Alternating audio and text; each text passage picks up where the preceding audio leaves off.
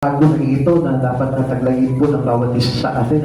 Tapos especially we as a Christian, as a born again Christian, kailangan alam na po natin kung ano po yung mga bagay na ginagawa po natin. Tanungin ko po ulit, sino po dito yung mga born again na? Amen. Kindly raise your hand. Kung naiintindihan niyo po yung born again, ang born again po, he is already focused on the things in Christ Jesus. Amen. Ang focus na po niya yung kay Christ na po. At hindi na po yung mga bagay sa libutan natin. Pag-aaralan po natin yan para makita po natin. Pasensya na kayo, medyo parang humihinga na kayo. Yan po yung pag-aaralan po natin. This is the important view in our life. Ito po yung pinakamahalaga na dapat bago para sa atin. Ano po? Okay. Our promise for the new year. Ano po ba yung mga pangako po natin? Dami natin pangako, no? Magbabago na ako, magpapakabait na ako, mananatili na ako sa paglilingkod ko sa Panginoon. I will be consistent in my service with God, with my relation with the Lord. Yan po yung kuminsan mga dinidesire natin. The desire of every person to change, to become new. Gusto nila talaga mabago po sila, no? Kahit na po yung mga taong wala po sa Panginoon, gusto nila may mga pagbabago na gaganap sa kanila. Kaya lang, it is not related spiritually to the Lord. Yun po yung problema po natin . Ang pagbabago po dapat, makita po natin na relatedly spiritually to the Lord, to Christ Jesus. Kailangan may kinalaman sa ating Panginoon. Kaya nga kung papansinin po natin dito, kapag tayo po ay nagbago lang, saganang gusto lamang po natin, sa dati, makikita po natin, babalik pa rin po yung sa dati. Kaya maraming mga nagbago, pero bumalik sa dati. Marami pong nagpakabait, pero kalaunan, lumabas pa rin yung totoong kulay po nila. Kaya, we want that all things become new. But this won't happen without accepting Christ Jesus. Kailangan talaga tanggapin natin si Kristo sa buhay po natin. Okay. When one comes to Christ, all things become new. Pag tayo po'y lumapit po sa Panginoon, lahat ng bagay, lahat, all things becomes new. Amen. Pag sinabi all things becomes new, lahat ng bagay po sa buhay po natin nababago na po yan. So walang bagay po na hindi po pwedeng hindi mabago po sa atin. Kung ano man yung mga bagay-bagay na yun, tayo din po, personally, tayo rin po nakakaalam kung nabago na po yun. This is not the strange says, trusting Christ brings new birth. Diyan po nalabas po yung tinatawag na born again. Yung ating kapanganakan kay Kristo. Kasi ang pagbabago po talaga, magaganap lang po yan once we accept Christ Jesus. John chapter 3, verse 1 to 5. Basahin po natin ang po. John chapter 3, verse 1 to 5. May isang Pariseo at pinuno ng mga Hudyo na nagngangalang Nicodemo isang gabi. Siya ay nagsadya kay Jesus. Rabbi, sabi niya, nalalaman po namin kayo'y isang gurong mula sa Diyos sapagkat walang makagagawa ng mga kababalaghang ginawa ninyo malibang sumasa Kanya ang Diyos. He said, sumagot si Jesus, sinasabi ko sa inyo, maliban na ipanganak na muli ang isang tao, hindi siya paghaharian ng Diyos. Paano po may papanganak na muli ang isang tao kung matanda na siya?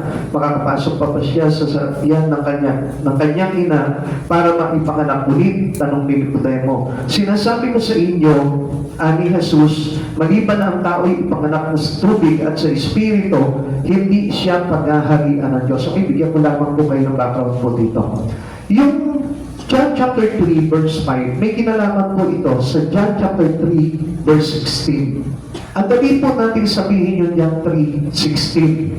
For God so loved the world, He gave His only begotten Son. Whosoever believe in Him shall not be perished but has eternal life. Gayun na lamang ang pag-ibig ng Diyos sa libutan, ibinigay niya ang kanyang bugtong na anak upang ang sino man sumampalataya hindi mapahamak, kundi magkaroon ng buhay na walang hanggan. Mga kapatid sa Panginoon, napakadali lamang po nun. Sumampalataya sa Panginoon. But always remember, do not forget this verse, John chapter 3, verse 5. Yung faith po natin sa Panginoon dito nakabase. Sa John chapter 3, verse 5. Ano sabi po ulit dito?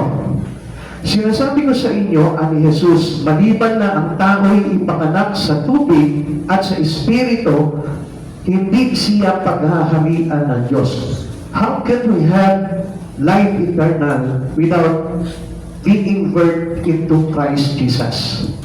Kung hindi tayo may papanganak sa Espiritu ni Hesus Kristo, baliwalang sa isa po yung ating pananampalataya. Kaya, many Christians today have faith.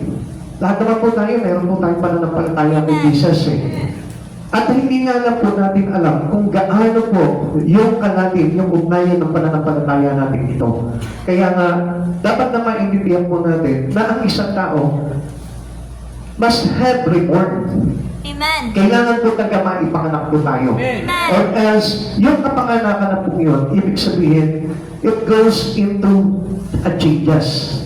Yung magkakaroon tayo ng pagbabago. Like for example, dati ka masamang tao.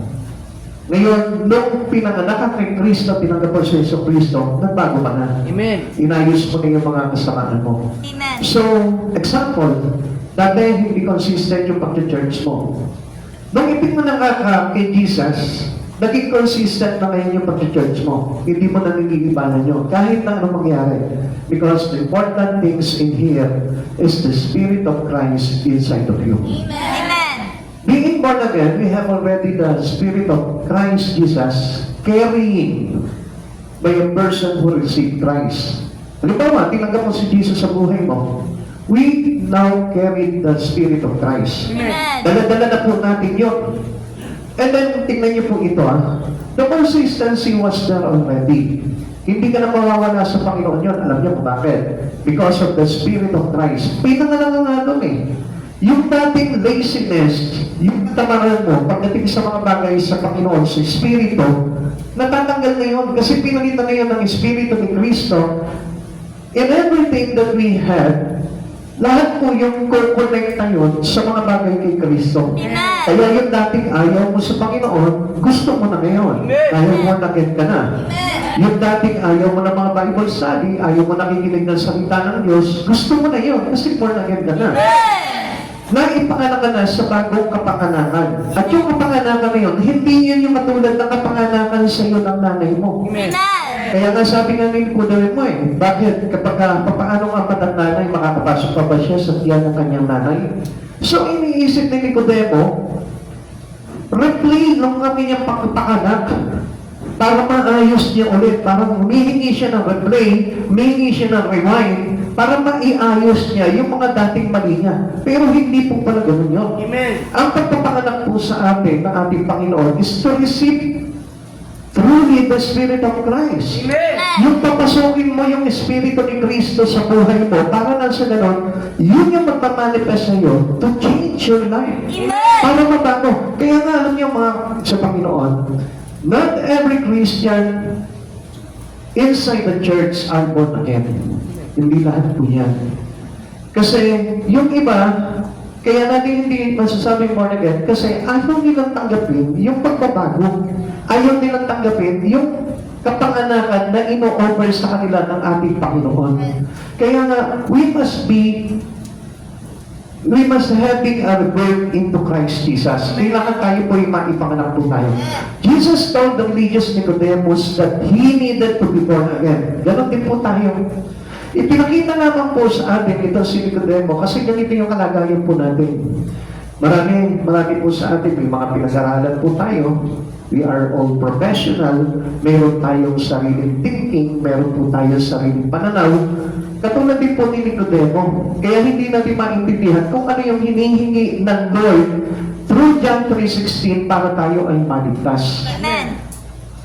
Unless natanggalin po natin yung mga bagay na yun at papasukin po natin yung panibagong kaalaman mula sa ating Panginoong Jesucristo, doon lamang po natin maiintindihan yung talagang kaligtasan para maganap sa buhay po natin. Amen. Kaya we cannot insist our own. Amen. Hindi natin ipilit yung sarili natin, ito, kailangan ko, kailangan, galingan ko, kailangan, ganito. Kahit galingan mo, yung mga bagay na ginagawa into your ministry, but yet, hindi mo naman talaga tinanggap yung Espiritu ni Kristo, it is useless. Amen. Kahit magaling ka mag-share ka ng words of God, kung hindi naman talaga totoo na ipanganak ka muli sa Espiritu ni Kristo, it is useless. Amen. Walang isa-isa yung bagay yun. Kailangan po talaga na magkaroon ng consistency yung Espiritu natin na talagang nagkakaroon po tayo ng hunger and thirst ng kauhawan pagdating sa ating Panginoong Jesucristo. Yung ikaw na mismo yung maghahanap sa Panginoon. Kasi ang isang tao talaga na born again, hahanapin niya ng hahanapin yung mga bagay sa Panginoon. Amen. Hindi po yan mawawala pagdating sa Panginoon. Being born again result to a new life. Yun, doon po tayo magkakaroon ng tinatawag na panibagong buhay. Amen. Hindi tayo magbabago with our own. Kahit na ipanata mo yan taon-taon, magbabago na ako sa susunod na taon, ito naman yung tatanggalin ko, ito naman yung aayusin ko, still babalik din yun. Amen. Kasi bakit? Kasi yun yung buhay mo eh. Amen. Amen. Yung kapanganakan po natin sa mundong ito, we carry the sin. Amen. Dala-dala po natin yung kasalanan eh. Kaya nga kung sa pamamagitan lamang ng sarili natin yung pagbabago po natin, we cannot change. Hindi po tayo mababago kahit na anong gawin po natin. Whatever effort that we do, hindi tayo mababago. Kaya nga kung mapapansin po natin, in connection with the Lord, minsan inaayawan natin yung mga bagay sa Panginoon eh. Alam niyo kung bakit? Kasi still, nasa old life pa rin tayo. Hindi tayo na ipanganak kay Kristo. Kaya nga tinatanggihan natin yung maraming bagay pagdating sa Panginoon. Ang daming tumatanggi pa rin. Kasi hindi po talaga tayo totoong naipanganak muli. Amen. Kaya nga tinatanong ko po sa inyo, if you are truly born again Christian, kailangan nagkakaroon ka na ng desire para hanapin mo talaga ng buong puso si Yeso Cristo sa buhay mo. Amen. We are all here not so sure if we are really born again. Hindi tayo lahat na nandito ay talagang sure po tayo na born again tayo. Okay, tingnan po natin. A description of what happens after becoming new. Yung pagbabago ngayon, pagkatapos nito, ano na po ba yung magiging larawan po natin? Unang-una, yung sinabi sa John chapter 2 Corinthians chapter 5 verse 17, the basic things. Kailangan marami ng mga bagay na nagpe-paint sa buhay po natin. And what are those things that should paint into us? Yung po yung mga bagay na hindi kalugtugod sa Panginoon. Amen. Yung mga bagay na makasalibutan. Although marami po tayo tinatanggal about our sin. Pero ang hindi natin nakikita, still we are considered connected into the world. Amen. Ganun pa rin eh. Nakakonekta pa rin tayo sa mundo eh. Kaya nga sabi ko nga po, if we truly born again, we now have a life separate from the world. Amen. Kailangan yung buhay po natin, hiwalay na sa mga bagay sa libutan. Amen. Napakahirap. Pero yun po yung pagpapanibagong buhay. Amen. Kasi kung yung buhay mo is connected to the world, still yung pa rin yung old life mo eh. Kahit na magbago ka na magbago. Every year that comes into us, magbago ka, babalik ka pa rin doon kasi hindi mo binura yun eh. Amen. We need to erase all the things on us and that was the path. Amen. Yun yung katotohanan na kailangan natin tanggapin kung talagang born again na tayo. Kailangan ko nang kuwanan yung mga barkada ko na hindi nakakalugod sa Panginoon. Kailangan ko nang baguhin yung lifestyle ko na hindi po akma sa kagustuhan at kapanalan ng Lord. Kailangan alisin ko na at hindi ko napuntahan yung mga lugar na hindi appropriate sa kalooban ng Panginoon. Kailangan binabago na po yun. At kung halimbawa, darating yung panibagong taon sa buhay po natin and still, there's no fading things in our life. Still, ikaw pa rin yun. Wala pa rin po yung bagong pagkatao doon. Wala pa rin yun yung pinanganak kay Kristo Jesus. Hindi pa rin po yun. Because we need to go into another way of living. Amen. Yung bagong pamumuhay which is accordingly connected na sa Panginoong Hesus Kristo. At hindi na yung naka-attach pa rin. Yung talagang very close pa rin sa sanlibutan. Yung parang umiibig pa rin ng todo sa mga bagay na makasanlibutan. Hindi pa rin po yun. Kasi ang sabi po sa atin, as we are born again already, 2 Corinthians 5 verse 17, kaya kung makipag-isa na kay Kristo ang isang tao, isa na siyang bagong nilalang. So, wala na ang dati niyang pagkatao. Wala na ang dating pagkatao. Ito na po yung bagong wala na yung dating pagkatao niya. So, ibig sabihin, yung dating Renante, wala na yun. Amen.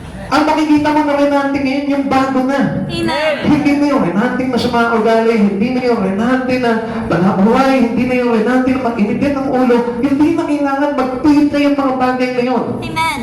We must go into a in Christ Jesus.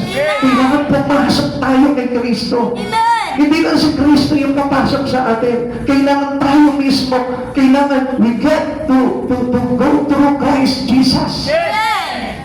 Yung buhay natin, kailangan nakapanood na kay Kristo para lang sa ganon, igagayad na tayo kay Jesus at yun na yung mga bagay na gagawin natin sa buhay natin. Amen. Kaya nga hindi niya napapansin. Unless a man be born again, cannot seek the kingdom of God. Ang labo talaga eh. Hindi talaga tayo makakapasok sa kaharian ng Diyos. Kasi kailangan magkaroon tayo ng tinatawag na fading things. Amen. Yung mga bagay na dati na nagdulot sa atin ng kasalanan, yung dating pinamumuhay natin ay talagang balot ng kasalanan nyo. Kailangan hubahin natin yung mga bagay na yun, tanggalin natin, i-erase natin sa buhay natin yun, at pumasok tayo accordingly doon sa gusto ng mangyari ng Panginoon sa buhay mo. Amen. Ang Diyos na po yung magsasabi sa iyo. Sasabihin niya sa iyo, iwanan mo na ito pamumuhay na ito. Ito na yung bagong buhay na inilalaan ko sa iyo. Amen. At doon ka na ngayon mananatili. We must soak our life into a new life that given to us by God. Doon mo na ngayon ibababad yung buhay mo. Amen. At hindi na doon sa mga dating ginagawa natin. The old man passed. Amen. Dapat wala na yung dating sabihin mo na, dating Sebastian, wala na yung dating Mary Ann. O siya pa rin yung pero bago na yung espiritu na nakalagay sa kanya. Amen. Amen. Kaya kung mapapansin po natin, mararamdaman po natin yung pagbabago na yun when we actually receive Christ already. At yung pagbabago na yun, makikita po sa atin talaga yun. All from personal experience. Si Pablo, pinakita niya sa atin through his personal experience. Once he had hoped to destroy the church, pumapatay siya ng mga Kristiyano. Pumapatay siya ng mga mananampalataya kay Kristo. Amen. Now, he gave his life to starting and building up church. Ngayon, ano ginawa niya? Nung nireceive niya si Jesus, binago siya ng Espiritu ng ating Panginoong Hesus Kristo. Ano nangyari kay Pablo? Lahat ng mga bagay na may kaugnayan sa dating pagkatao niya, hinubad niya. Kaya ano nangyari kay Pablo? Talagang naganap sa kanya yung pagiging isang totoong bago. Amen. At yun yung kailangan na mangyari po sa atin to receive our eternal life from God. Amen. Kasi malabo po talaga mangyari po sa atin yung kung wala man lang nakikita sa ating pagbabago ang Panginoon. Amen. Kaya nga, di ba, mapapansin po natin, until now, marami pa rin po mga Kristiyano, tamad na tamad pa rin po sa gawain ng Panginoon. Wala pa rin kasimpa-simpa dyan pagdating sa mga bagay sa Panginoon. Hindi pa rin sila excited. Hindi pa rin sila full of joy. Hindi pa rin sila full of love with brethren. Amen. Hindi pa rin nila makita yung buong suporta ng Espiritu nila pagdating sa mga bagay sa Panginoon. Hindi pa nangyayari yan. Alam niyo kung bakit? Kasi they are not truly with Christ already. Amen. Kaya nga kung mapapansin po natin, kasi ninyo, kahit sasabihin ninyo, mapapakiramdaman niyo yan. Amen. Kung talagang totoo po tayong born again, makikita mo talagang halos talagang tuman-tuwa yung Espiritu mo habang nakikinig ka ng salita ng Diyos. Enjoy ka kahit na boring yung preaching ng pastor. Enjoy ka pa rin. Why? Because of the Spirit of God. Amen. Hindi na mahalaga kung sino yung nagsasalita, hindi na mahalaga. Basta ang mahalaga doon, yung mga bagay na inaaral ay may kinalaman sa pagbabago at kaligtasan ng isang tao mula kay Kristo. Yun na po yung mahalaga doon. Amen. At hindi na po tayo mamimili na, hindi naman pa si pastor yung magsasalita. Ayoko, nakaka-boring. Pumipili pa tayo. Alam niyo, yung Espiritu talaga na nandito, once na related yung Espiritu na yun na tinanggap ko, hindi yan magre-resist ng mga bagay kay Kristo. Kahit anong mangyari. Amen. Lagi makikita mo, He is active. Amen. Buhay na buhay yung Espiritu niya pagdating sa Panginoon. Before we destroy church also, katulad po ni Pablo, tayo po yung nangawasan. Walang kwenta yung mga tao dyan. Talagang mga toxic yung mga tao. Hindi gusto lang yung mga ugali. Tayo yung nangawasan. Pero right now, when we receive Christ, nagkaroon na po tayo ng compassion. Amen. Alam mo, may pagbabago pa rin yung tao na yan eh. Kahit pa sa mga ugali niya, magbabago pa rin yan. I believe in Christ and I will pray for Him. For Him to be changed. Amen. Ganun na po yung ugali natin. Amen. Hindi na po tayo kumbaga parang tayo na yung nagiging critics pagdating sa mga kapatiran, tayo na yung nagiging critics pagdating sa words of God, pagdating sa church. Ihalos tayo nga, hindi natin mapuri yung church. Wow, ganda na ng church natin. Bago na yung ating monitor natin. Tatlo-tatlo pa ngayon. Hindi ka natin mapuri yan. Minsan naiingit pa tayo. Saka may hindi naman yan sa bahay. Maganda sa akin yan kung doon sa bahay ko nakakabit na eh. Diba? Still tayo pa ngayon. This tayo yung tarin-tarayan ng church. Pero si Pablo, alam niyo, nung na-receive niya yung talagang presensya po ng ating Panginoong Heso Kristo, nagbago po ang lahat sa Kanya. Amen. Yung pananaw niya nabago po. Kaya nga kailangan tayo din po, mismo. If you have the newly born again, kailangan magbago yung pananaw natin. Amen. Yung dating pananaw natin na nagkakos pa rin sa atin ng kasalanan, baguhin natin yun. Amen. Yung dating pananaw natin na naglalagay pa rin sa atin sa makasanlibutan, dapat baguhin natin. Let us all be changed. Amen. Because we are all born again. Amen. Tinanggap natin si Kristo po sa buhay po natin. Kailangan magkaroon po ng manifestation yung pagtanggap natin yun. Amen. Amen. Do not hide from the truth in Christ Jesus. Huwag po natin itago yung katotohanan na dapat na mayroon ng isang taong katulad natin na tumanggap kay Kristo. May an example of all things passing away. Ano po may mga example po din sa Biblia na kailangan malaho na po sa buhay natin. Before we are a servant of sin, dapat mawala na po tayo yan sa shadow na pagiging alipin po natin sa kasalanan. Every one of us, kailangan ma-overcome po natin yung pagiging alipin po natin. Roma chapter 6 verse 17. Ngunit salamat sa Diyos kayong dating mga alipin ng kasalanan ay taus-pusong sumunod na sa katotohanan na nasa aral na ibinigay sa inyo. Ano bang yung dapat natin sundin? Ang dapat natin sundin sa buhay po natin, yung katotohanan sa aral. Hindi yung laging ini-insist natin, pinipilit natin. We're supposed to have the spirit of the truth. Amen. Kaya nga tayo naging born again eh. Pinanganak na tayo sa katotohanan. At yung katotohanan na yun, hindi na tayo alipin ng kasalanan. Kaya nga, yung isang hindi na alipin ng kasalanan, they love to do. Amen. They love to have the things in Christ Jesus. Amen. They love to exert the things in Christ. Amen. Yun na po yung parang lumulukso palagi sa kanyang puso. Yun yung lagi nag-uuna po sa puso niya. Yung lagi niyang ibahagi si Kristo. Yung lagi niyang ipakita sa tao na ang kaligtasan kay Kristo. Yun na po yung dapat. At hindi na yung kumbaga, nag-iisip palagi ng kasalanan, nag-iisip ng mga masamang bagay, nag-iisip ng mga kamanduhan. Hindi na po yun yung dapat na naman ang isipan po natin. Kaya nga kahit na may hapon na cellphone, ang niisip mo na, yung makakapagbigay kaluguran na sa Panginoon, hindi na po yung mga sexy na nakikita natin sa reels, hindi na yung mga masamang bagay na napapanood natin, kundi yung mga bagay na mayroon ng kinalaman sa ating Panginoon. Amen. And this is how the truth comes into us. Amen. Doon natin makikita na talagang dinagdag na tayo ng katotohanan. Kung minsan nga, ang laman po ng cellphone natin, puro mga games, puro mga tong-its, puro mga madyong. Kristiyano na tayo, pero yung pa rin yung nilalaro po natin. Dapat nga, yung mga nilalaro na po natin, may kinalaman na po pagdating sa ikalalago ng Espiritu natin. Halimbawa, yung mga words of God, nadudugtungan mo, mayroong fill in the blank, may magbibigay mo. Yung mga ganun po yung dapat na nakakapagpalago ng salita ng Diyos sa puso po natin. Because we are no longer a servant of sin. At alam po natin na yung mga bagay na nagkakos sa atin ng sin. Kapatid sa Panginoon, sinasabi po natin, you are born again, pero hindi mo maiwanan yung isang bagay na nagdudulot sa iyo ng kasalanan. If you are really born again, you must desire. Amen. Desire to pay these things that give you sin. Amen. Amen? Amen. O minsan nga, mas pinipili pa natin yung nakakapagpalayo sa atin sa Panginoon eh. Alam niyo mga kapatid sa Panginoon, a person who close to God is a person less in sin. Habang tayo lumalapit po tayo sa Panginoon, yung kasalanan lumalayo sa atin. Amen. Yung kasalanan nangawanti, naglalaho. Bakit? Kakahiya naman eh. Kung sa Panginoon ka, tapos gagawin mo, puro kasalanan na lang.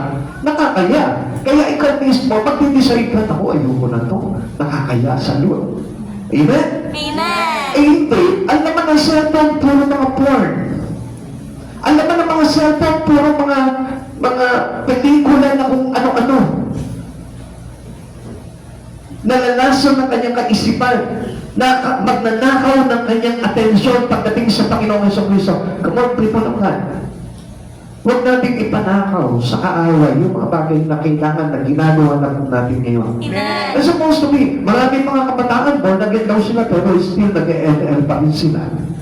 Ayaw pa rin nilang tanggalin yung ML doon sa cellphone nila at palitan nila ng mga preaching ni pastor at i-post nila yung mga short clippings natin dito na ipinopost dito. Amen. Na hindi nga natin na ipapromote yung church natin eh. Marami po sa atin dito, attender tayo ng Jacob, pero hindi tayo nakasubscribe sa YouTube channel natin. Hindi ka nakapollow doon sa page natin. Come on, how come that you are born again? Mas tayo pa yung nagpapalo pa tayo doon sa mga vloggers na puro hindi naman, wala namang kinalaman sa kaligtasan mo. Amen. Kaya no longer a servant of sin. Sabihin mo tayo hindi na alipin ng kasalanan. Amen. Ang kasalanan. Ano ba yung mga bagay na dapat magpiit na po sa atin? And such were some of you. Mayroong mga iba po sa atin. Tingnan niyo po. Ano po ba ito tinutukoy ni Pablo po dito? 1 Corinthians chapter 6 verse 9 to 11. Ako, daming tatamaan po dito. Hindi ba ninyo alam na ang mga makasalanan ay walang bahagi sa kaharian ng Diyos? Huwag ninyong dayain ang inyong sarili. Ang mga nakikiapit, sumasamba sa Diyos-Diyosan, nangangalunya, nakikipagtalik sa kapwa lalaki at kapwa babae. Ano ba sabi po dito? Nagnanakaw, sakit, naglalasing, nanlalain ng kapwa o nandaraya ay walang bahagi sa kaharian ng Diyos. Ganyan ang ilan sa inyo doon. Some of you. Subalit tininis na kayo sa inyong mga kasalanan at ginawa na kayong banal ng Diyos, pinawalang sala na kayo sa pangalan ng Panginoong Hesukristo at sa pamamagitan ng Espiritu ng ating Diyos. Kapatid sa Panginoon, walang bagay dito na nabanggit na ma-accept ang isa sa atin dito. Lahat tayo dito. Amen. Hindi naman ako nangangalunya. Hindi ako nagnanakaw. Pero merong bagay tayo na ginagawa which is not acceptable naman. Amen. Amen? Amen. Huwag kayong tatamaan kung nabanggit kayo dito. Some of you, sabi ganon, mayroong ilan sa atin. Pero, dati yun. Kasi ang nangyari po sa atin, sabi ganon sa verse 11, ganyan ang ilan sa inyo doon, subalit nilinis na kayo sa inyong mga kasalanan at ginawa na kayong banal ng Diyos. So, nothing to worry. Amen. Kung dati ganun ka, and you desire to be born again, you desire to have the Christ Jesus in you, wala ka ng problema. Nilinis ka na ng Panginoon. Kaya hindi ka kailangan ng sumama ang loob, hindi mo kailangan masaktan kung talagang desire mo talaga na magbago. Amen? Amen. And this is just the beauty in our life. Kasi we must accept, kasi ang sabi dito, walang bahagi sa kaharian ng Diyos. Ano magagawa natin? We need to settle all these things para na sa ganon, makapasok tayo sa paghahari ng Diyos. Kapag nanakaw man ako, kailangan tigilan ko pag nanakaw. Kung nanangalunya man ako, kailangan I stop the sinning. Amen. Kailangan tigilan ko yung bagay na yun, or else, ang sabi po dito, walang bahagi sa kaharian ng Diyos. Kaya nga, mga kapatid sa Panginoon, if we truly born again, we desire to be a new one. Amen. Kailangan tayo po mismo. Pagharian tayo ng pagbabago ng katotohanan mula sa Panginoong Jesucristo. Amen. Alam ko na kahit saan mo ituro ang daliri mo, merong ginagawa yan. Amen. At alam ko namin lahat yan. Kahit pumikita ko dito, umikot ako, at kung saan mapunto yung aking daliri, may ginagawa yan. Na hindi ka lumudugod sa Panginoon. Pero nothing to worry anymore. Why? Kasi ang sabi sa atin ng Panginoon, subalit nininis na kayo sa inyong mga kasalanan at ginawa na kayong banal ng Diyos. Pinawalan sana na kayo sa pangalan ng Panginoong Hesukristo at sa pamamagitan ng Espiritu ng ating Diyos. You are here today. Amen. Alam mo kung bakit ka nandito ngayon? Kasi gusto ko nga magbago eh. Amen. Kaya lang, sometimes hindi natin alam yung pamamaraan. Kaya isipin na nadaya tayo ng kaaway. But now, alam mo na yung pamamaraan ngayon na kailangan po natin limutin itong mga bagay na nagdudulot po sa atin ng kapahamakan. We need these things to be paid. Amen. Kailangan po nawala po sa atin itong bagay na ito. And let us accept this truth. Amen. Ano po yung mga bagay na kailangan maglaho sa atin? We're dead in your transgression and sin. Yung ating pagsuway at kasalanan. Many Christians still a servant of this. Hanggang ngayon, alipin pa rin po sila ng pagsuway at ng kasalanan. Kaya nga, alam niyo po, kung alam lamang po natin na kailangan natin tanggalin itong mga bagay na ito at maglaho sa buhay po natin, wala na tayong problema. Wala na tayong problema na hindi tayo makakapasok sa kaharian ng Diyos dahil alam natin na papatawad sa atin ito. If we decide to confess everything, Amen. every sins that we have. Ephesians chapter 2 verse 1 to 3. Noong unay patay tayo dahil sa inyong mga pagsuway at mga kasalanan. Sinunod ninyo noon ang masamang takbo ng mundong ito at napailalim kayo sa pinuno ng mga kapangyarihan sa impapawid. Ang Espiritu naghahari sa taong ayaw pasakop sa Diyos. Kaya nga right now, if you want to be changed, you must submit yourself to God. Amen. Ano sabi niya sa atin?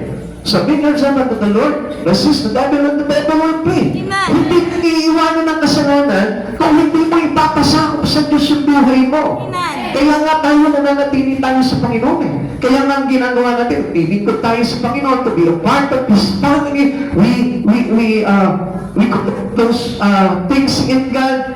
We involve into the ministry of God. Alam niyo kung bakit? Kasi kailangan natin yun just to cleanse us. Amen. Para maging parte tayo ng pamilya ng Diyos. Kaya nga we need to engage our life to Him. Amen. Kaya nga meron po tayong church eh. Amen. That's why, meron tayong church para i-involve mo yung buhay mo dito. Amen. To show God that we are being belong to Him. Amen. Na tayo po, pakita natin sa Panginoon na I belong to you, Lord. Kasi nandito ang tahanan mo, ginagawa ko, sinusunod ko, at hindi ko na sinusuway ngayon yung mga bagay na ipinadumotos mo sa akin. As a children of you, sabi ko, the children of you must be obedient to you. Obedient to His Father. Amen. Kaya nga naglilingkod sa Panginoon para mapakita natin na tayo nagiging mas konkrete ng ating Panginoon. Amen. Tuloy po natin. Ang totoo, tayong lahat ay dati rin namumuhay ayon sa pagnanasa ng ating laman at sumusunod sa mga hilig ng katawan at pag-iisip. Kaya sa ating bigas na kalagayan, kabilang tayo sa mga taong kinapupuotan ng Diyos. Kapatid sa Panginoon, kung ang sinusunod pa rin natin, yung dating nasa ng ating laman, still, nasa ating Panginoon ng Diyos. Kaya nga, we need to obey God. Amen. Hindi tayo pwede na, okay, nag-church tayo, nakakakilala tayo sa Panginoon, we accept Christ Jesus, pero still tayo pa rin nasusunod. Yung laman pa rin natin, yung sarili pa rin natin ang nasusunod sa buhay po natin. So, ibig sabihin, we are the kings of our life, not Christ the King. Amen. Kapatid sa Panginoon, kung titignan po natin ito, for you to be obedient to God, you must submit to Him. You must obey the words. You must obey the things in Christ Jesus. Kung at yung mga bagay na pinagagawa niya sa iyo, you must submit it to it. You must submit your life into the church. Kailangan nagpapasailalim ka tungkol sa katawan ng ating Panginoong Jesucristo. Sapagkat alam natin that Jesus is the head of the church. Kaya nga kapag halimbawa, hindi ka nagpasakop sa church, ibig sabihin yan, hindi ka kabahagi kay Kristo. Amen. That's why we need to submit our life into God's ministry. Kung bakit po na tayo ay ini-involve natin ang todo, yung buhay natin sa paglilingkod sa Panginoon, dahil ipinapakita natin, Lord Jesus, I must be now one of a part of your body. Amen. I will be now a part of your body. Kailangan maging parte na ako ng katawan ni Yesu Cristo. Kailangan ako na yung kamay, kailangan ako na yung ilong, kailangan ako na yung katawan, kailangan ako na yung paa. Kaya nga hindi natin pwede na ang isang katawan ay nasublasok. Hindi pwede yung kanyang kamay, nandun yung katawan, nandun yung isang paa, nandun yung isang ilong, kailangan niyang upo tayo. Sama-sama tayo. Kaya nga, we must be solid dito ang ministry of Christ Jesus. You must be there. Kailangan lahat po tayo, nagkakaisa tayo, gumagawa tayo, alinsunod sa mga bagay na itinuturo sa atin ng Panginoon. Amen. Amen. Kaya kung maiintindihan po natin ang halaga po ng church, doon po natin nag-break yung ating transgression and sin. Amen. Bakit? Kasi yung pagsuway po natin ay nanggagaling po yan sa nasa ng laman. Kaya pansinin mo, ang ninanasa ng laman ay laban sa ninanasa ng Espiritu. Kaya nga, if we submit and not to resist everything in the Lord, Natasahin mo na yung mga bagay sa Espiritu ng Panginoon. Gugustuhin mo na yung mga bagay sa Panginoon. Pero until now, tingnan niyo po, wala tayong nagpe-paid sa buhay po natin. Kaya yung sin hindi maalis-alis sa atin kasi hindi po natin pinag-aaralan yung mga bagay na yun. You must fit to the body of Christ. Amen. Kailangan maging kaisa ka doon. Kapatid sa Panginoon, kung hindi si Kristo ang ulo ng iyong pagiging iglesia, I tell you, mali pa rin yung sinusunod mo. Wala ka pa rin ng pagsuway. Kaya nga, yung pagsunod sa Panginoon ay napakahalaga yan. If you submit already your life, spirit, entering you into Christ Jesus. Amen? Amen. Submit.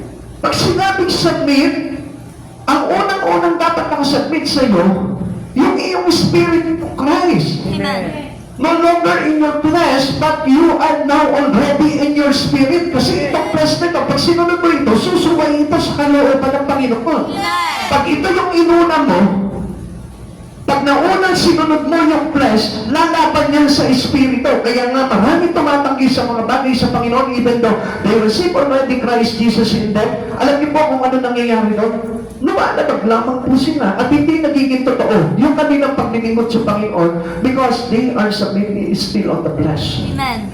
Amen? Kaya nasusunod lang, yung gusto lang nilang gawin. O, ito yung gusto kong gawin. Ibig sabihin, that was on the flesh. Kahit na sabihin mo sa tingin mo, parang sa Lord ko ginagawa ito, but still kapag hindi ka nakapasakot sa ulo ng iglesia, still you are on the flesh. Okay? Kasi ikaw, kanya nasusunod, ito yung gusto kong gawin. Sa bahay na lang ako magpe-pray. Sa bahay na lang ako mag-worship. Hindi na ako magsisimba. Hindi na ako mag-worship. Tingin ko, hindi na ako aatin ng midweek service. So, ibig sabihin yun, that was on the flesh and not on the spirit. Amen. Amen. Kasi nasunod ikaw hindi ang Diyos. Kaya nga, we must be born again. Amen. Kailangan ipanganak tayo sa Espiritu at sa tubig, sabi po sa atin. At kapag pinanganak ka sa Espiritu at sa tubig, ibig sabihin, obviously, makikita na si Jesus na yung nasusunod sa buhay po natin. Amen. The Christian's life is a changed life and this change is evident to all. Dapat makikita yan. Kung nakikita sa katabi mo yan, dapat makita sa iyo. Amen. Kung nakikita sa nanay mo yan, dapat makita rin sa iyo. Kung nakikita sa anak mo yan, dapat makita rin sa iyo. Kung nakikita yan sa mga kapatiran, dapat makita rin sa iyo. Kasi yan yung ebidensya Amen. na kung saan talagang may pagbabago na tayo. Pagka sinabing born again ka na, bagong nilalang ka na, hindi lang nagbabago yan pag bagong taon, kundi bago na talaga yan since na tinanggap niya si Kristo sa buhay niya, bago na yan. Amen. Kaya ngayon dati panlasa mo sa alak, hindi na panlasa ngayon yan. Diyos na lang ang nilalasahan ngayon yan. Amen? Amen. Yung dating panlasa mo sa mga bagay na kung saan nakalala mo, hindi mo na panlasa ngayon yan. Bakit? Ayaw ni Christ yun. Amen. Nalalakas na sinun yung iyong kasalanan. Kaya nga yung mga bagay ngayon, sorry po sa mga nandun pa rin sa ganong alipin pa rin po sila ng ganong kasalanan. Kailangan makalaya po tayo doon. Kasi that was all in the flesh. At alam natin, yung flesh natin is subject to our sin. Amen. Kaya nga mga kapatid sa Panginoon, we must be changed. Kailangan mayroon tayong pagbabago at makita yung ebidensya niyon. Amen. And sorry to know that. Dahil yun po talaga yung katotohanan. They can see you in us. Kailangan na makita po na mayroon na tayo talagang pagbabago. Yung mga kapitbahay mo, nakita niya na yung pagbabago mo. Yung mga kapatid mo, nakita niya na yung pagbabago mo. Yung nanay mo, nakita niya na ba yung pagbabago mo? Yung pastor mo ba, nakita na yung pagbabago mo? Minsan tayo lang yung nakakakita, nagbago na ako. Pero ang sabi ni pastor, hanggang ngayon, hindi ka pa rin marunong umamin ng midweek service. Hanggang ngayon, tinatalikuran mo pa rin ng Bible study. Hanggang ngayon, ayaw mo pa rin maglingkod sa Panginoon. Still, there is no changes. There is no evidence that you are being changed. Amen. Amen. Come on, people of God. Minsan, ang galing po natin kasi magtago We still hiding our identity to Christ. Minsan tinatago lang natin yung identity natin eh. Pero paglabas na, iba na po yung nagiging katauhan natin. You must submit to Christ Jesus for us having these changes. Amen. Kailangan. Amen. Kapatid, wala pong mga nagbago, walang tumanggap kay Kristo na hindi nagbago. Kaya kapag sinabi sa iyo ng Panginoon, I want to see you on Wednesday, kailangan nandito ka ng Wednesday. I want to see you on my Bible study, kailangan nandito ka sa Bible study. I want to see you on my intercessory, kailangan nandun ka. Born again eh. Amen. Come on, pakitaas po muli yung kamay ng born again. Naku, ilan lang po yung umaatin ng born ng Wednesday service dito eh. Kailangan umatin na kayo ng Wednesday service. Amen. Lalo na, ano sabi po sa atin ng Biblia, lalo na lalapit na ang pagdating ng ating Panginoon. Amen. Amen. O patingin ulit ang mga born again po dyan. Uni yung mga kamay. Pastor, malahit lang kasi kaya hindi ka atin eh. Ay, hindi ka nag-get kasi nalalayuan ka eh. Kahit na bundok yung tatawirin mo, yung aakyatin mo, kung born again ka, makakagawa ka pa rin ng paraan. Amen. Amen. Amen. Amen. They can see you as new in us now. Kailangan makita na nila talaga yung pagbabago. Kaya nga sabi ko nga po sa inyo, yung consistency para sa mga born again yan. Pag hindi ka born again, ibig sabihin yan, wala talagang consistency yan. Minsan mag-church, minsan hindi. Naku, may tinamaan na naman si pastor. Minsan active, minsan hindi. Minsan masaya sa church, minsan bagot. Amen? Maraming tinatamaan si pastor, bagong taon na kasi. Kaya kailangan po, magbago na po tayo, born again tayo eh. Amen? Amen. Amen! Amen. Pakisigaw nga, magbabago na ako. Magbabago na ako. Sabihin mo, born again pala ako. Born again pala ako. O, tingnan mo, kayo mo lang nalaman na born again ka. Pero pag alam mo na na born again ka, magbabago ka na. Amen. Amen. Pag born again ka na, magiging masipag ka na sa mga bagay sa Panginoon. Yun ang hindi desire talaga ng born again. At malabo sa born again po yung laging wala sa church. Uy, aray. Oo nga, nung born again ako, lagi ako ng Diyos. Alam ko, ang born again, talagang nandun na yung pinanganak na kay Kristo yan eh. Taglay ko na yung Espiritu ni Kristo eh. Kaya nga, our new life is in Christ already. Amen. Nasa Kanya na yung ating bagong buhay eh. Amen. Amen. Something is wrong if nothing changes when you say you are born again. O naku, meron palang mali doon. No? Tanungin mo nga yung katabi mo, ano kaya sa tingin mo mali sa akin? Ano kaya sa tingin mo pala sa akin? O sige, diretso yun siya, tatanong sa'yo eh. Ha? Ha? Sabi siguro ng iba, kasi nag-church. Ano ba ito? Pakisama ka naman. Hindi mabanggit yung Wednesday. Pag Wednesday yung binabanggit ko pag hindi service, sabihin na itong mind ko eh. Ulitin natin, kasi hindi ka nag-church ng Wednesday. Basta ano kinalaman nun sa born again? Abay, sabi mo, taglay mo yung Espiritu ni Kristo. Siyempre, hahanapin mo palagi si Christ sa buhay mo.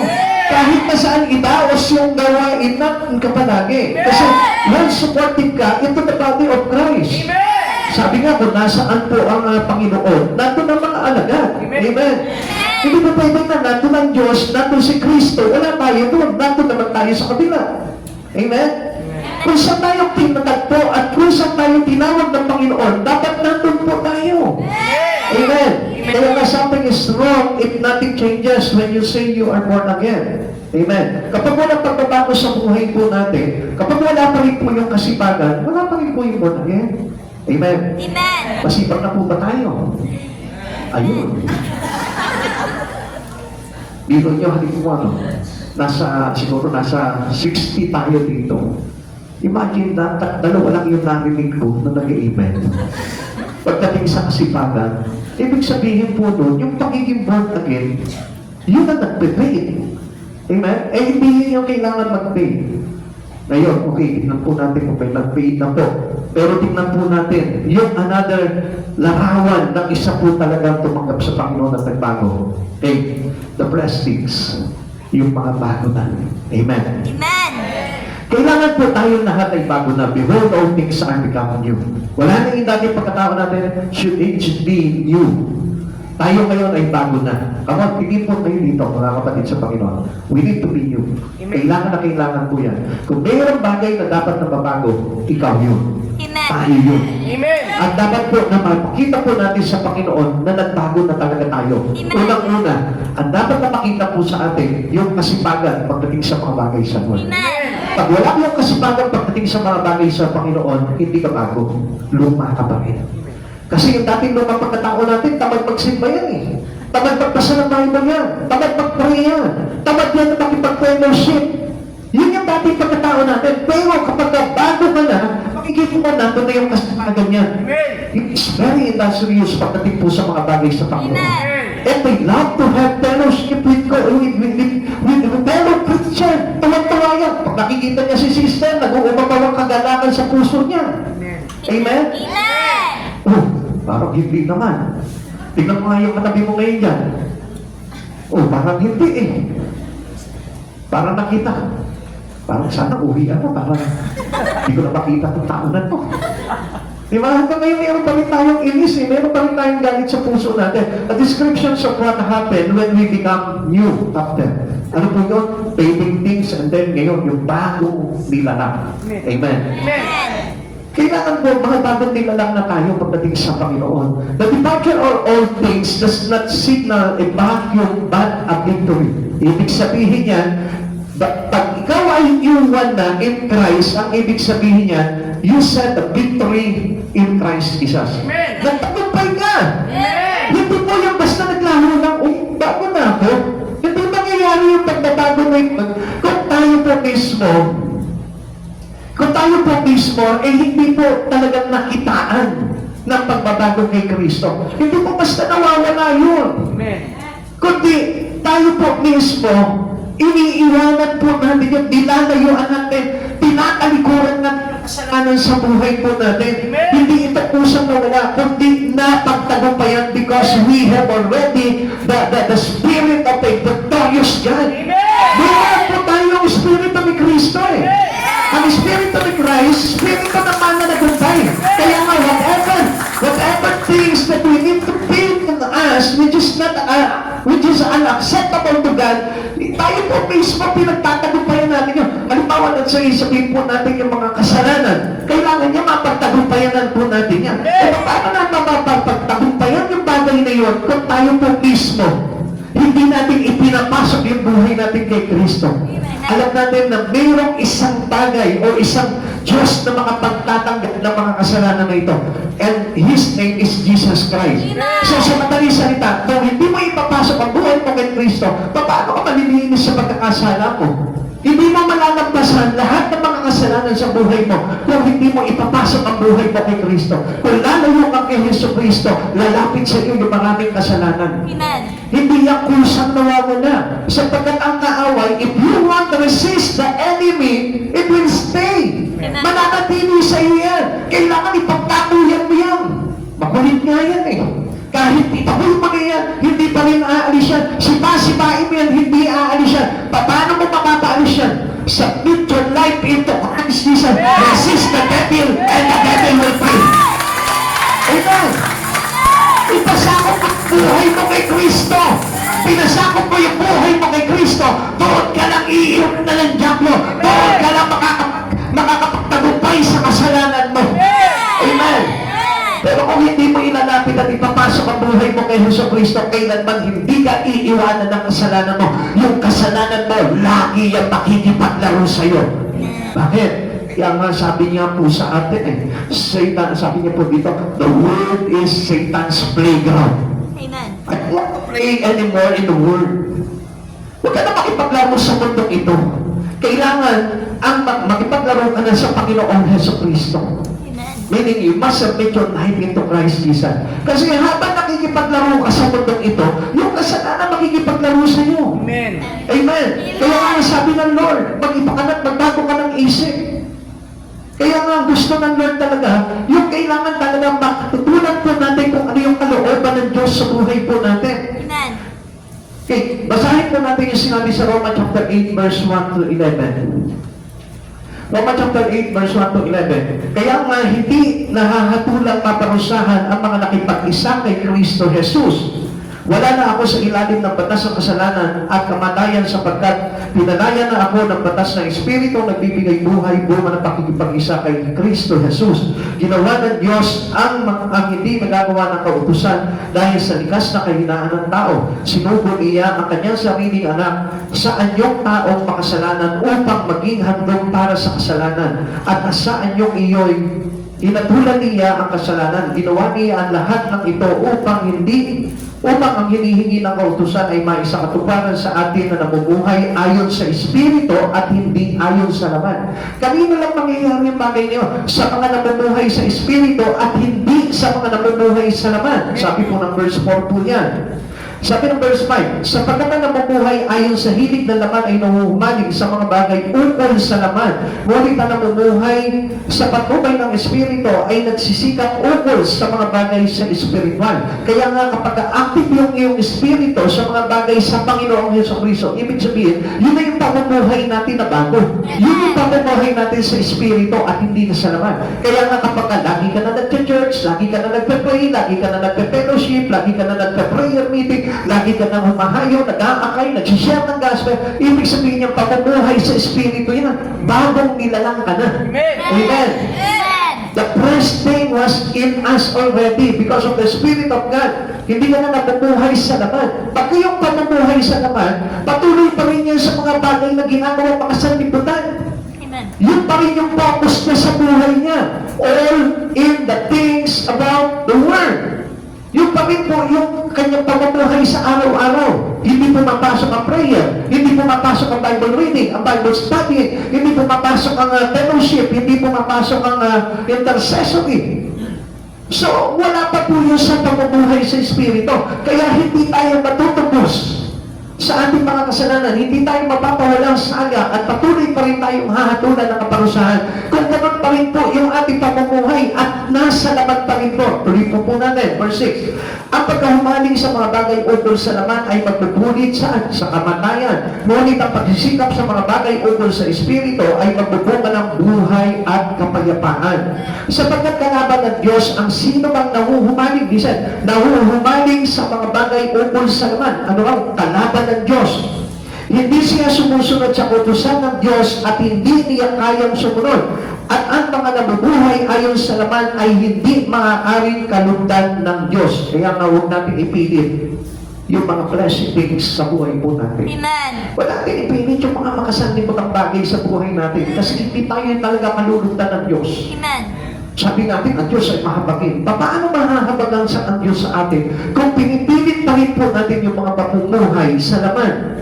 Ngunit hindi na kayo namumuhay ayon sa laman, kundi ayon sa Espiritu. Kung talaga nananahan sa inyo ang Espiritu ng Diyos, kung ang Espiritu ni Kristo ay wala sa isang tao, hindi siya kay Kristo. Ngunit kung nasa inyo si Kristo, bagamat patay na ang inyong mga katawan dahil sa kasalanan, buhay naman ang inyong Espiritu dahil sa pinawalang sala na kayo. Kung nananahan sa inyo ang Espiritu ng Diyos na siyang muling bumuhay kay Jesucristo, ang Diyos, di iyan ang magbibigay ng buhay sa inyong katawan, sa inyong mga katawang na mamamatay sa pamamagitan ng kanyang Espiritu na nanahan sa inyo. So, napakahalaga po talaga na sumasaakin ang Espiritu ni Kristo. Amen. Sapagkat yun ang magtutulak sa atin para tayo mamuhay sa Espiritu. Yun yung magtutulak sa atin para ibigin natin, mahalin natin yung mga bagay sa ating Panginoong Jesucristo. Kaya nga, we must love all the things in Christ Jesus. And not the things in the world. Kaya masabi nga, do not love this world and even things in the world. Love the things in Christ Jesus. Love the things in the Spirit of Christ Jesus. Mahalin mo yung Bible study. Mahalin mo yung fellowship. Mahalin mo yung church service. Mahalin mo yung worship service. Mahalin mo yung pag-aakay ng mga kaluluwa. Yun yung dapat na iniibig na natin at nandun na dapat yung simpatya ng isang tao na napamuhay na sa Espiritu. Kaya hindi nyo napapansin, minsan pagod na yung laman mo sa mga bagay sa laman, sa mga bagay sa mga sanlibutan. Kaya pagpasok mo sa gawain ng Panginoon, matablay yung Espiritu mo. Kaya nga kailangan lagi tayong active sa Espiritu para lagi masigla yung Espiritu. Amen. Tanungin mo yung tabi mo, masigla ba yung Espiritu mo? Masigla ba? Alam mo, kapag itong oras na ito, walang gana yung Espiritu mo, ibig sabihin niya makalaman pa rin. Doon mo makikita na talagang tayo po lahat ay nilinis at nagtagumpay na sa kasalanan kapag tayo po'y masigla na palagi sa Espiritu. Amen.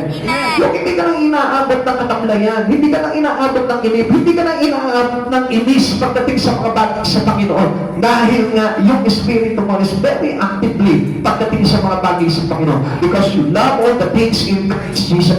You are Christ things. Amen. Amen? Amen. Ikaw ay isa ng bagong nilalang. Sabi mo sa katabi mo, bagong nilalang ka na.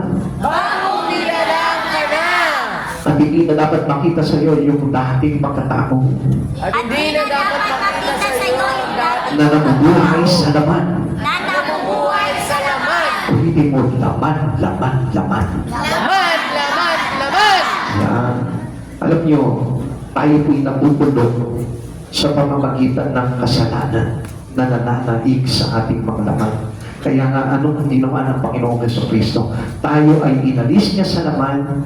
Sabi dito, di bali nang patay kayo sa laman, nabubuhay naman kayo sa Espiritu dahil ang pamumuhay sa Espiritu ay magdudulot sa atin ng buhay na walang hanggan. Amen. Trusting in Christ gives you start. Sin are forgiven. Yan. Alam niyo yung pagtitiwala natin sa Panginoon, yan yung nagdudulot po sa atin ng panibagong buhay. Once na tayo po ay talagang itiniwala natin yung buhay natin sa Panginoon, yan din yung magiging cause para patawagin tayo sa ating mga pagkakasala. 1 Corinthians chapter 6 verse 11, ganyan ang ilan sa inyo noon. Subalit, dininis na kayo sa inyong mga kasalanan at ginawa na kayo banal ng Diyos. Pinawalansana na kayo sa pangalan ng Panginoong Jesucristo at sa pamamagitan ng Espiritu ng ating Diyos. So, ibig sabihin nun, ang lakas namin sa Panginoon, ano? Yung Espiritu niya mismo, personally, pinadala niya sa atin para na sa, ito po, yung mag-alis sa atin at maglinis sa atin sa lahat ng pagkakasala natin. Yung dating masamang tao, nakita nyo, ang laki ng pagbabago. Bakit? Kasi once na naghaling na sa kanya yung Espiritu ni Kristo, nagkakaroon siya ng fresh start. Amen. Amen? Nagkakaroon na po siya ng panibagong buhay. Hindi lamang po yan tuwing New Year. Ang dami sa atin, nagbabago ng New Year eh. Diba? Papasok December 31. Pagdating na December 31, magbabago. Balik-balik niya. Pagtugtong ng January 5, balik na sa dati yan. Diba? Nakatay nyo? Amen. Ha? Makikita mo yan. December 31, makita mo ang bait yan. Dadala ka pa ng mga handa niyan. Ha? Diba? Pero pagdating ng January 5, makita mo, ang damot na ulit yan. Bakit? Kasi hindi yung totoong pagbabago. Eh, totoong pagbabago yan, kahit na po hindi Pasko, nagbibigay yan. Amen. Kahit na hindi bagong taon, nagbabago yan. Amen. Yun po yung dapat natandaan po natin. Makikita mo ang isang tao, araw-araw Pasko, araw-araw bagong taon. Amen. O ngayon, sino ang born again ngayon? Yung araw-araw Pasko at yung araw-araw bagong taon. Amen? O yung iba naman, nag-church lang pag Pasko. Kabaligtaran naman yung mga dating nag-church pag Pasko, wala. Baligtad, ano? Yung mga hindi nag-church pag Pasko, nag-church. Pero yung mga dating nag-church pag Pasko, wala. Di ba? Galing na pagbabago natin, ano? So, ibig sabihin that is not the fresh things on us. Amen. Hindi po, yun yung fresh start na meron po tayo. Ang fresh start po dapat makita sa atin yung pagbabago na talagang ginugusto na natin yung mga bagay sa Panginoon. Being born again brings new purpose of living. Yan. Iba na po yung ating layunin sa buhay. Bagong layunin na po ng buhay po natin, yung maitanghal sa buhay po natin si Jesucristo, una sa lahat. You must seek that first into our life. Seek first the kingdom of God. Sabi po ng Pilipos, tingnan niya, sabi po ni Pablo po dito, no? Nagbago na po yung layunin po ni Pablo. Noong time na makilala niyo po si Kristo, dati po napatay siya ng mga Kristiyano po noon na sumusunod kay Kristo. Pero nung nakilala niya si Kristo, nagbago na po yung layunin niya sa buhay. Pilipos chapter 3, verse 7 to 10. Naku, ang hirap po dito. Marami po talaga mga Kristiyano po, ayaw na ayaw po talaga itong verse na ito. Basahin po natin. Ngunit dahil kay Kristo, ang mga bagay na pinahahalagahan ko noon ay tinuturing kong walang kabuluhan ngayon. Naku, ang hirap niya. Paano mong hindi papahalagahan ngayon yung mga bagay na ginagawa mo ngayon sa buhay nito? Kung hindi ka naging born again, Sa totoo lang, hindi mo magagawa itong bagay nito na ginawa ni Pablo. Sapagkat si Pablo ay totoong larawan ng pagiging born again. Tuloy natin. Oo, itinuring kong walang kabuluhan ang lahat ng bagay bilang kapalit ng lalong mahalaga ang pagkakilala kay Kristo Jesus na aking Panginoon. Ang lahat ng bagay na ipinalagay kong walang kabuluhan ay itinuturing kong basura. Naku, kaya ba natin ibasura na yung mga bagay na yun? Makamtan ko lamang si Kristo at lubos na makipag-isa sa Kanya. Ang aking pagiging matuwid ay hindi sa pamamagitan ng pagsunod sa kautusan, kundi sa pananalig kay Kristo. Ang pagiging matuwid ko ngayon buhat sa Diyos sa pamamagitan ng pananampalataya. Ang tanging hangarin ko ngayon, ano na yung hangarin po ngayon ni Pablo, ay lubos na makilala si Kristo, maranasan ang kapangyarihan ng Kanyang muling pagkabuhay, makibahagi sa Kanyang paghihirap, at maging katulad niya sa Kanyang kamatayan. Kapatid sa Panginoon, ang kamatayan po na sinasabi po dito, yung kamatayan ni Hesus Kristo sa krus. Ngayon naman, ano naman yung dapat natin maranasan kamatayan? Yung kamatayan natin sa mga bagay na mga sanlibutan. Amen. Yung mga dating pinagpapahalagahan natin sa buhay na ito, ano-ano po ba yung mga bagay na yun? Siyempre, yung pagpapayaman. Yung mga bagay sa mundong ito, kaya nga sabi ng Lord, do not love this more than even things in the world. Ako, ang hirap to. Kung hindi talaga na-born again ang isang tao, hindi magagawa itong bagay na ito sapagkat paglimot sa lahat ng mga bagay na mahalaga sa kanya dati. Ang hirap po na yung bagay na iwanan mo, yung iyong mga bagay na ginagawa ngayon, napakahintunan sa isang taong hindi talaga born again. Amen. Pero sa isang taong born again, madali na lamang po ito dahil ang magnaganap po sa kanya walang iba kundi si Kristo na. Amen. Ang gusto ko na malaman po natin, habang pinapahalagahan po natin ang mga bagay dito sa mundong ito at hindi natin napahalagahan si Yesu Kristo sa buhay natin, hindi po tayo kailanman magiging born again. Amen. Ganun po pala yun ang pastor. Hindi po pala madali maging born again. Kaya nga sabi ng Lord, if you want to follow me, deny yourself, take up your cross. Take up your cross. Ang ibig sabihin yan, kailangan maging patay tayo sa mga bagay na makasanlibutan. And this is how we need to do for us to make sure that we can enter already the kingdom of God. Amen. Kapatid sa Panginoon, hindi ganun kadali ang maging born again. Kaya nga sabi, narrow is the gate of heaven. Napakakipot ng pintuan patungo sa buhay na walang hanggan. Amen. Kaya nga mga kapatid sa Panginoon, we must submit it all to Jesus. Lahat ng bagay na makakahadlang sa iyo, sasabihin mo yan, iiwanan mo yan. Amen. You must deny. Kapag hindi po natin ginawa yan, absolutely, hindi tayo magkakaroon ng bagong direction ng buhay po natin. Still, we are on the same directions of our life. Directions toward perishable life. Sabi po dito, receiving Jesus as Savior means the believers has a new destination. And that destination is towards heaven. Magkakaroon lamang po tayo ng destinasyon sa buhay po natin, patungkol langit, kung totoong tinanggap po natin si Jesus sa buhay po natin. At kailangan mabago rin po yung ating hangarin. Ang sabi po ni Pablo, inari kong kalugihan ang lahat ng bagay. Makamtan ko lamang ang mas mahalagat mainam ang kanyang pakikipag-isa kay Kristo. Becoming a new person provides a new outlook on life. Ano na po yung mga magiging pananaw po natin? Mga kapatid sa Panginoon, pakinggan niyo po ito. Not how much we can get, but how much we can give. Hindi na po yung makaput natin, kundi yung maibibigay natin. Amen. Amen? Amen. Kasi if you love God, hindi na po tayo kapag parang kuha na kayamanan ng mundo. This is not already our treasure. Kundi ang treasure na po natin, yung ating bagay na maibibigay sa Panginoon na magdudulot sa atin ng buhay na walang hanggan. Ano ba yung dapat na maibigay natin? Yung ating panahon, yung ating lakas, yung ating talento. Yun yung dapat na maibigay natin sa Panginoon, which earn a lot more. But not these things on the world, but on the things in heaven. Kaya ngayon naging destinasyon ng buhay po natin, patungo na po ng langit, kapag yun na po yung ating pinagsisikapan sa buhay po natin. Now, how many, not how many at the barn, but how many at the altar? Hindi na po tanong dito, gaano ka ba kadalas na mag-enjoy, mag-party life? Kundi, ang tanong dito, gaano ka na ngayong kadalas sumamba sa ating Panginoon?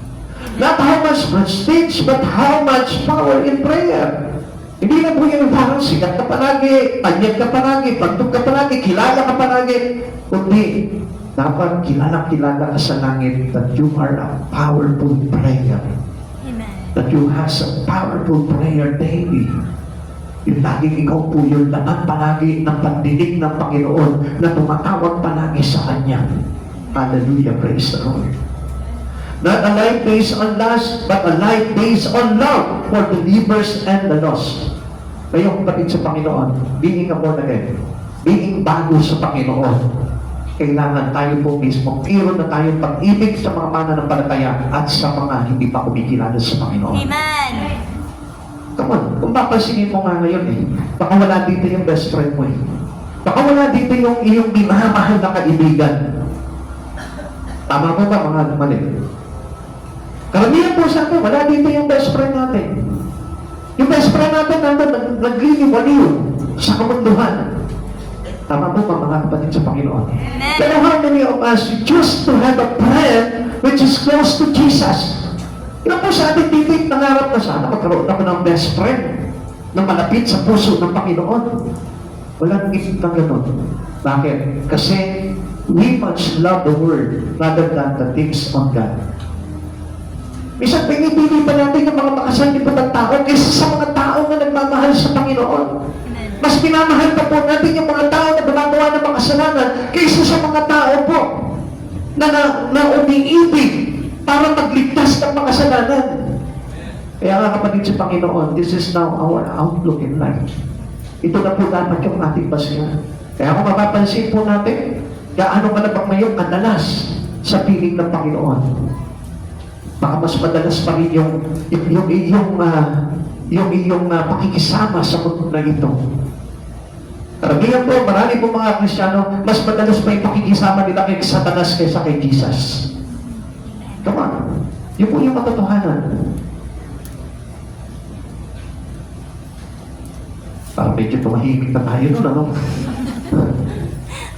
Kasi if you love God, you must stay close to Him. Kailangan lagi po, yung outlook natin, lagi pananaw natin sa Jesus ngayon. Hanapin ko si Jesus ngayon. Hanapin ko sa pamamagitan ng pagpapasa ko ng Biblia. Hanapin ko sa pamamagitan ng panalangin ko. Hanapin ko sa pakikipag-fellowship ko. Ganun na po tayo pag nagmamahal kay Jesus. Amen. Pero usually, kapatid sa Panginoon, huwag nating i-deny na minsan mas mahal pa po natin sa Satan. Bakit? Kasi siya yung laging kasama natin We do a lot of things on us which is away from God. Nagtatrabaho ka, hiwalay sa Panginoon. Nag-aaral ka, hiwalay sa Panginoon. Pumapasyal ka, hiwalay sa Panginoon. May mga activities ka, hiwalay sa Panginoon. Kaya nga ano nangyayari? You much love Satan rather than for the love of God. Nawawala tayo sa pag-ibig ng Diyos. At totoong umiibig sa Panginoon, napansin niyo ba si John the Beloved? Si John the Beloved, siya yung laging close kay Jesus. Amen. Siya yung laging nakahilig sa braso ni Jesus kasi mahal niya si Jesus. Amen. Amen? Amen. If you love Jesus, lagi kang nasa tabi ni Jesus. Lagi mo siyang kasama. Amen. Kung nasan si Jesus, nandun ka din. This is how much we love Jesus in our life. Amen. Ikatlo, the foundation of all things. Sino ba may gawa ng lahat ng bagay dito? Yung mga pangyayari sa buhay mo. Kung bakit ka nandito ngayon? Kung bakit kailangan gusto mo na magbago ngayon sa buhay mo? Sino may gawa nito? All things are of God. Gawa ito ng Diyos. Ang Diyos na may kagagawa ng mga bagay nito. The descriptions of what happens after becoming you. Una, pagdating things, makikita na sa atin na marami na tayong mga tinatanggal sa buhay natin. Ikalawa, yung plastics, bago na po tayo pagdating sa Panginoon. And number 3 is the foundation of all things, ang Panginoon sa Kristo mismo. Amen. 2 Corinthians chapter 5 verse 18. Ang Diyos ang gumawa ng lahat ng ito sa pamamagitan ni Kristo, ibinilang niya kaming mga kaibigan at hindi nakaaway. At pinagkatiwalaan niya kami upang maglingkod na sa gayon ang mga tao ay maging kaibigan niya rin. Ganda nito, kung i-analyze natin ito, mga kapatid sa Panginoon, pansinin niyo ito, sabi niya dito, ang gumawa ng lahat ng bagay na ito, kung bakit ka nandito, ang Diyos. Amen. Kung bakit ka naglilingkod, ang Diyos ang may gagagawa. Kung bakit ka nag-church, ang Diyos ang may gagagawa niyan. Kung bakit gusto mo, sipol sa puso mo na magbago, ang Diyos ang may gagagawa niyan. Kung bakit iniisip mo na maging nasana ako, ang Diyos ang may gagagawa niyan. Amen. Sa pamamagitan ni Kristo, ininilang na ang niya kaming mga kaibigan at hindi nakaaway. Bakit? Ang kaaway pagkagalit. Ang kaaway pagkalayo. Ang kaaway hindi nagmamahalan. Ang magkaaway hindi nagbibigayan. Ang magkaaway nagsusupaan. Hindi nagbibigayan ng blessing. Amen? Amen. Kaya nga tinuring tayong kaibigan ng Diyos eh. Ang magkaibigan close palagi. Ang magkaibigan magkasama palagi. Ang magkaibigan nagbibigayan. Ang magkaibigan masaya palagi. Ang magkaibigan lagi nagdadamayan. Amen. Amen. Amen. Ang tanong dito, kaibigan mo ba si Jesus? Bakit hindi kayo magkasama palagi? Bakit hindi kayo nagbibigayan? Ang Diyos lang ang bigay ng bigay. Ha? Come on. Kung kaibigan mo si Jesus, you must be fair with Him. Amen. Dapat patas tayo kay Jesus. Kung paano siya mahal sa iyo, mahalin mo rin siya dahil kaibigan kanya tinuring at hindi kaaway. Amen. Amen. Amen. Ngayon, paano mo ngayon gagawin sa isang kaaway na mahalin mo kung yung kaibigan mo hindi mo makuwang mahalin? Ang hirap, kapatid sa Panginoon. Kaya nga, ang lahat ng bagay na ito, ang Diyos ang gumawa. Kung bakit nabago ang buhay natin, ang Diyos ang may gawa. Kung bakit naligtas tayo, ang Diyos ang may gawa. Kung bakit may mga ulan ng buhay mo, ang Diyos ang may gawa. Kung bakit pinagpapana ang buhay mo, ang Diyos ang may gawa. Kung bakit ngayon, mayroon ka ng kaliwanagan sa isipan, ang Diyos ang may gawa. Kaya hindi mo nababantin, kapag ka itinuring ka kaibigan ng Diyos, naglilingkod ka na. Kasi ito yung sabi niya, pinagkatiwalaan niya kami upang maglingkod ng sa gayon, ang mga tao ay maging kaibigan rin niya. Tayong mga kaibigan na ng Diyos, nagdadala tayo, nagpapakilala tayo sa ating Panginoon na magiging kaibigan niyang bago. Amen. Amen. Paano kung hindi tayo kaibigan ng Diyos? Paano kung ipapakilala yung mga kaibigan mo para maging kaibigan din ng Diyos? Kung ikaw na, malayo ka sa Panginoon. Kaya nga, we must settle all these things in us. Amen. You must be friend to Jesus. Kailangan tayo lahat maging kaibigan totoo ng ating Panginoon sa Kristo. Hindi yan tayo tinuring na kaaway. Ang kaaway malayo sa puso. Ang kaaway walang simpatya. Ang kaaway walang habag. Pero ang kaibigan punong-puno ng pag-ibig. Amen? Amen. Kaya nga tayo ginawang mga nagpaglingkod ng Panginoon kasi kaibigan tayo ng Diyos. Kaya all praise to Jesus sa mga taong naglilingkod sa Panginoon. Palakpakan po natin ang Panginoon dito. Kung ikaw naglilingkod ka sa Panginoon, palakpakan mo ang Diyos doon at purihin mo sa buhay mo dahil kaibigan ka ng Diyos. Kaya naglilingkod sa Panginoon dahil itinuring ka ng Diyos na kaibigan.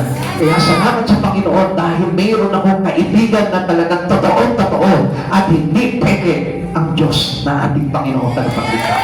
Amen. Ang lahat ng bagay nito ang Diyos po gumawa. All things work together for our good, fulfilling God's purpose. Ngayon, tingnan nyo pagkaibigan na tayo ng Panginoon, siya ang gagawa. Siya ang pumili sa atin. Siya ang umirang po sa atin.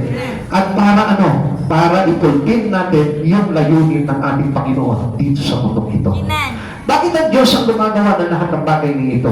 We have nothing to boast about. For all that we receive or achieve is from the Lord. Para wala tayong maipagmalaki. Ang Diyos ang gumawa ng lahat. Ang Diyos ang gumawa para ikaw ay pagpalain. Ang Diyos ang gumawa para ikaw ay yumaman. Ang Diyos ang gumawa para ikaw ay mapabuti. Ang Diyos ang gumawa para ikaw ay gumaling. Ang Diyos ang gumawa niyan, bakit? Para sa wala tayong maipagmalaki. Amen. Kaya hindi nyo napapansin, ang isang tao na kapag halimbawa, let's say, binago ng Diyos ang buhay niya, ang lahat ng pasalamat niya, nandun sa Panginoon. Kapag iniligtas ka ng Panginoon, lahat ng pasasalamat at papuri mo, hinahandog mo sa Panginoon. Hindi tayo nagyayabang, hindi tayo nagmamalaki. Kaya nga hindi niyo napapansin, kapag halimbawa tayo po ay talagang niligtas ng Panginoon, tignan niyo po ito. Gumagawa na tayo sa Panginoon. Nagbabalik na tayo ng papuri sa Panginoon. Kasi alam natin, ang Diyos ang may gawa ng lahat ng bagay nito. Kung bakit ka naligtas, kung bakit mo hindi napahabang ang buhay mo, kung bakit naayos ang pamilya mo, it is because of the works of God into you. Amen. Amen. Amen. We have nothing to fret about. For He cares for us and hold our future in His hand. Wala na tayong dapat na ipag-alala sa buhay po natin. Alam natin na nandiyan palagi ang ating kaibigan na handa po abutin ang ating kamay kapag tayo po ay mayroong mga pagsubok na pinagdaraanan. We have no need to get revenge for wrongs, for God ultimately makes everything right. Kapatid, kung halimbawa man, tayo man po ay galit na galit sa mga pagkakamali natin nagawa from the past, wala ka nang dapat na ipag-alala po niya sa bagay niya. Ang Diyos po yung magtutuwid po niya. Hindi po mahirap na magbago ang isang tao. Ang mahirap, yung ilapit niya ang buhay niya sa Panginoon. Tandaan po natin, mas madali sa isang tao na lumayo sa Panginoon kesa lumapit sa Panginoon. Alam niyo kung bakit? Kasi kapag papalayo ka sa Panginoon, walang demonyo na maghahadlang sa iyo. Walang demonyo na pipigil sa iyo. Pero yung paglapit mo sa Panginoon, libo-libong demonyo ang nakapaligid sa iyo para makalapit ka sa Panginoon. Pero what is interesting things in here? Ang pinakamaganda po dito, kapag pinimit mo na ilang buhay mo sa Panginoon, you have now an assurance to be with Him in His kingdom. Ang Diyos po ang bahala po doon. Ang Diyos ang gaganti sa lahat ng mga bagay na bunga ng kasamaan ng kaaway sa buhay po natin. Kaya mga kapatid sa Panginoon, ipagpakapuli po natin na tayo po lahat ay ginawa ng Panginoon bilang mga born again. We are now new because we are now born again. Kaya mga kapatid sa Panginoon, if you love the words of God, if you love God itself, if you love the service unto the Lord, you are born again. Pag inibig mo na itong mga bagay nito sa Panginoon, ang ibig sabihin po niyan, you are truly born again. Kapag ma-close na po yung buhay mo sa Panginoon, and you love to do the things to praise Him, you are born again. Pagka iniibig mo na yung mga kapatiran, meron ka ng puso para magligtas ng kaluluwa, you are born again. Kapag willing ka na ipagamit yung buhay mo for the glory of God, you are born again. Mga kapatid sa Panginoon, ang totoong pagbabago ay makikita mo sa isang tao na naghahandog na ng buhay para sa Panginoon. Tayo maghanap ko ngayon.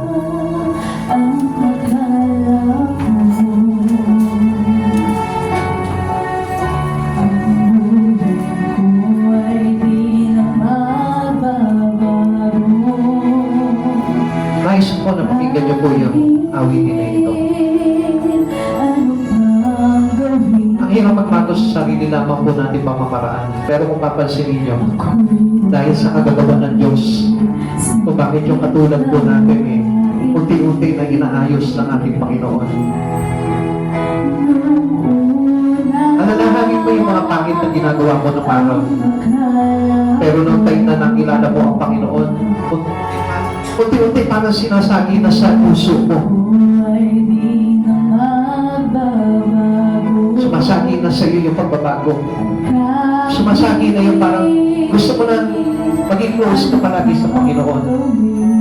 Yung halos sa araw-araw ng buhay mo, parang ayaw mo na naghihiwalay sa Lord. Born again po, tamang tulog. Kaya nga mga kapatid sa Panginoon, mapapansin mo,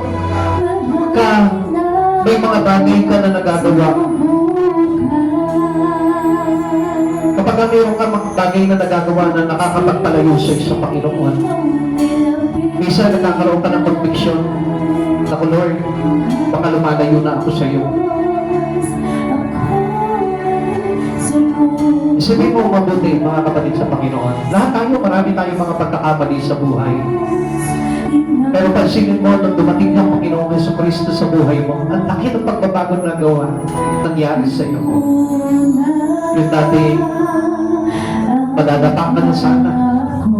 Pero buti na lang na nandyuks yung kamay mo. At hindi ka na tuluyan na nadapa. Binangon ka ng Diyos. At ngayon, isa ka ng bagong nilalang sa Kanya. Na punong-puno ng kaganakan na maglingkod. Punong-puno ng kaganakan na magpuri sa Kanya. At punong-puno ng desire na magbago at talikuran ang mga pagkakasala mo. You are born again. Kaya sa oras na ito, mga kapatid sa Panginoon, isipin mo yung napakagandang bagay na ginawa sa iyo ng Panginoon. And this is the cause that a person change. And this is the true change that we have as a Christ who receive Christ. Kaya mga kapatid sa Panginoon, sa oras po na ito, we must desire to be changed. We must desire to be born again. Kaya pa may pangalakas sa Espiritu ni Jesucristo sa oras na ito. Kung sa tingin mo, parang noong mga unang panahon ng pagtagat mo, parang hindi naging totoo. Pwede mong i-make up po ngayon. Pwede mong hatulin. If you wish and to desire to change, may pagkakataon pa bago. May pagkakataon pa para lumayo sa mga pagkakasala ng mundong ito. Just live with the Spirit of Jesus.